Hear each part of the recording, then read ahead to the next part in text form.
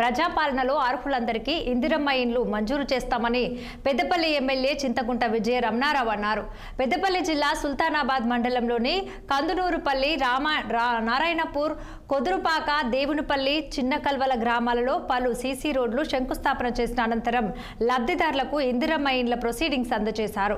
ఈ సందర్భంగా ఎమ్మెల్యే మాట్లాడుతూ గత బీఆర్ఎస్ ప్రభుత్వంలో పేదలను పట్టించుకోకుండా ఇండ్లు మంజూరు చేయలేదని, ఎన్నికల మేనిఫెస్టోలో చెప్పిన ప్రకారం అధికారంలోకి వచ్చిన వెంటనే కాంగ్రెస్ ప్రభుత్వం ప్రజలకు దశలవారీగా ప్రభుత్వ సంక్షేమ పథకాలను అమలు చేస్తుందన్నారు.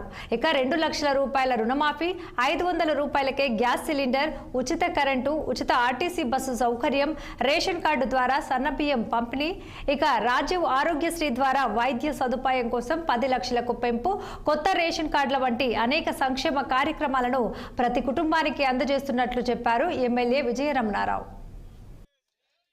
నేను ఏమంటా ఉన్నానంటే, ఇవాళ గత ప్రభుత్వం ఇచ్చిన కళ్యాణ లక్ష్మి అట్నే వస్తారు.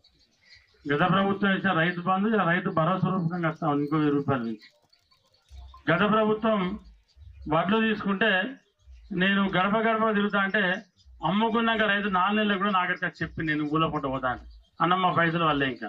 కానీ ఇవాళ మీరు వడ్లు అమ్ముకున్నాక ఇవాళ అమ్ముతే తెల్లారలేదు మర్నాడే మీ అకౌంట్లో డబ్బులు పడతాను. ఇది అర్థమైంది అంటే ఇంత మంచిగా పారదర్శకంగా వస్తాను సార్. అంటే గత ప్రభుత్వం ఇచ్చిన సంక్షేమ కార్యక్రమాలను ఒక పక్క అమలు చేసుకుంటుంది. ఒక 10 సంక్షేమ కార్యక్రమాలు ప్రభుత్వం తీసుకొచ్చి ప్రభుత్వం ఇచ్చిన ప్రతి హామీని నెరవేరుస్తా ఉంది. ఇవాళ ఇందిరమ్మ ఇల్లు ఉంది. ఆనాడు ఏం చెప్పింది అప్పుడు ప్రభుత్వం, డబుల్ బెడ్రూమ్ ఇల్లు ఇస్తాం మీకు, ఇవి డబ్బంత ఉన్నాయి, అగ్గిపెట్టంత ఉన్నాయి, ఇవి ఇల్లేనా అని చెప్పింది. కానీ ఇల్లు ఇవ్వలే. కానీ ఇవాళ మళ్ళీ కాంగ్రెస్ వచ్చిన తర్వాత ఇవాళ కందునూరుపల్లిలో, అన్నాలపల్లిలో 8 ఇల్లు ఇచ్చినాం. 10 ఇస్తే 10 ఇచ్చినాము. ఆ 2 కూడా ఇంపడే వరకు క్లియర్ చేయండి.